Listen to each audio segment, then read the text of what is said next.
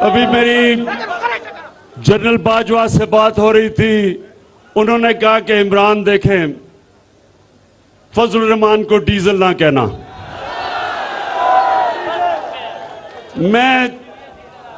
मैं तो जनरल बाजवा नहीं कह रहा, लेकिन अवाम उसका नाम डीजल रख दिया, अवाम ने उसका नाम।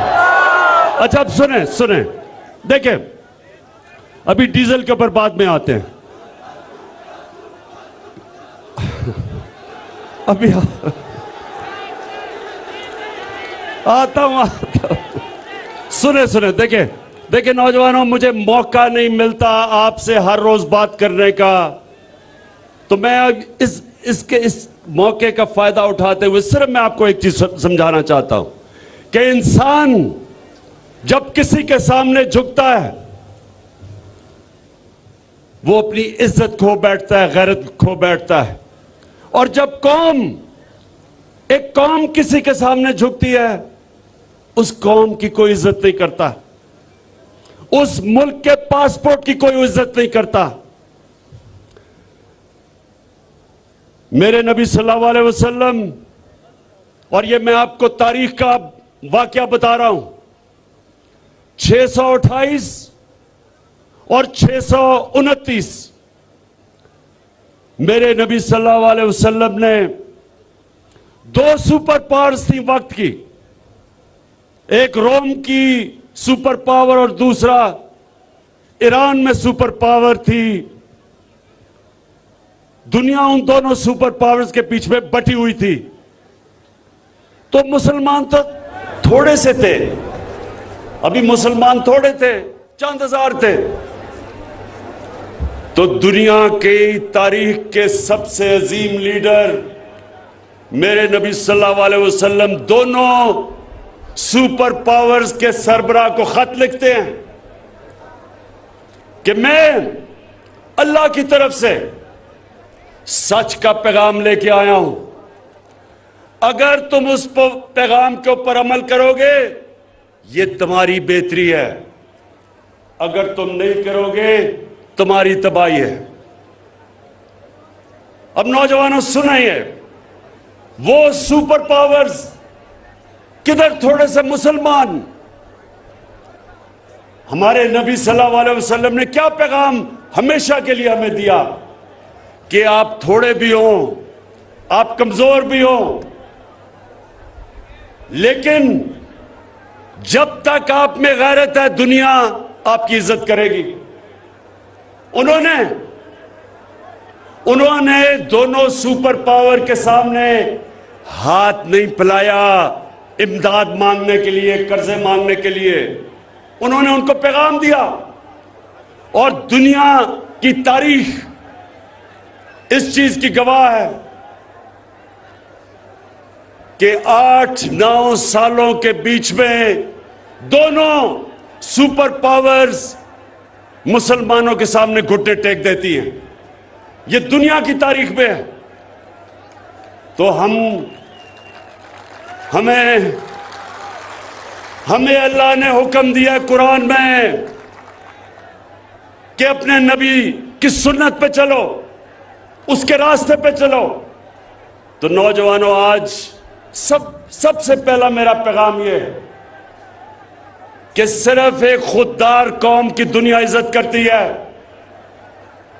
वो कौम जो अपनी इज्जत नहीं करती उसकी दुनिया इज्जत नहीं करता। और जब से मैंने सियासत शुरू की 25 साल पहले, मेरा मंशूर देख लो, मैंने 3 चीजें कही कि सबसे पहले हम पाकिस्तान को एक खुददार कौम बनाएंगे, अपने पैर पे खड़ा करेंगे, और कलमा ला इलाहा इल्लल्लाह के ऊपर अमल करेंगे कि सिवाय अल्लाह हम किसी के सामने सर नहीं झुकाएंगे। दूसरा, इंसानियत, कि हम अपने मुल्क को एक फलाही रियासत बनाएंगे उस तर्ज पे जो हमारे नबी सल्लल्लाहु अलैहि वसल्लम ने मदीना में दुनिया की तारीख में पहली दफा फलाही रियासत बनाई थी। और तीसरी चीज कि हम अपने मुल्क में अदल और इंसाफ का कानून लेके आएंगे, ताकतवर को कानून के नीचे लेके आएंगे। ये 3 चीजें मेरे मंशूर का हिस्सा था 25 साल पहले, और ये मंशूर हमने मदीना की रियासत से लिया था, जिधर हमारे नबी सल्लल्लाहु अलैहि वसल्लम ने इन 3 उसूलों के ऊपर मदीना की रियासत को खड़ा किया था। तो आज सबसे पहले मेरे ये जो 3 स्टूडेंट्स हैं, ये जो 3 इकट्ठे हो गए हैं,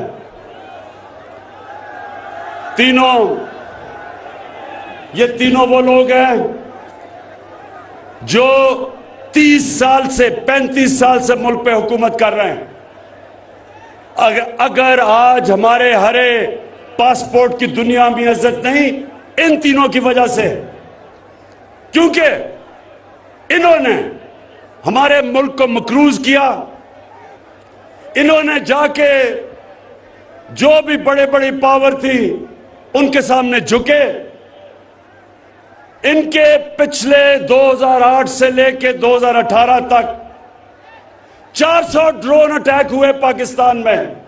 हमारे कबायली इलाके में 400 ड्रोन अटैक हुए, हमारे शहरी मारे गए, हमारी औरतें, बच्चे, बुजुर्ग, बेकसूर लोग मारे गए। ये 2 जरदारी और नवाज शरीफ जो इख्तियार में थे, एक दफा इन्होंने मजम्मत नहीं की, एक दफा इन्होंने ये नहीं कहा कि ये सारे इंटरनेशनल कानून के खिलाफ है, कि आप एक मुल्क आपकी मदद कर रहा है, उसी को आप बमबारी कर रहे हैं। और आज मेरे दीर के नौजवानों, ये क्यों नहीं इन्होंने मजम्मत की?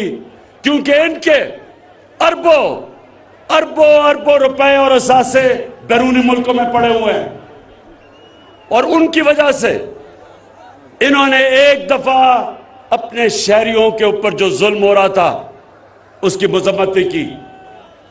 कौन मजम्मत कर रहा था, कौन मुजाहरे कर रहा था? आपकी जमात तहरीक इंसाफ। हम सड़कों पर निकले हुए थे।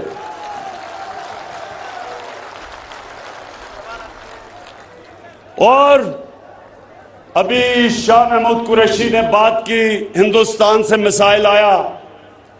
यही हिंदुस्तान जब नवाज शरीफ इख्तियार में था तो नरेंद्र मोदी बार बार पाकिस्तान की फौज को दहशतगर्द कह रहा था, पाकिस्तान के आर्मी चीफ को दहशतगर्दों का सरबराह कह रहा था।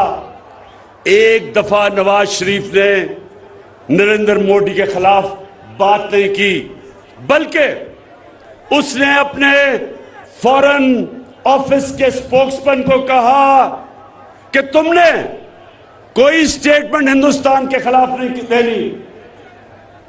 और यह क्यों था? क्योंकि जब इनका पैसा मुल्क से बाहर पड़ा हो, मेरे दीर के नौजवानों ये सुन लो, जिस जमात के भी सरबराह का पैसा मुल्क से बाहर पड़ा हो, वो कभी आजाद फॉरेन पॉलिसी नहीं कर सकता। यानी वो फॉरेन पॉलिसी कभी नहीं बनाएगा जिसमें वो अपने अवाम की हिफाजत करे, उनके हुकूक की हिफाजत करे।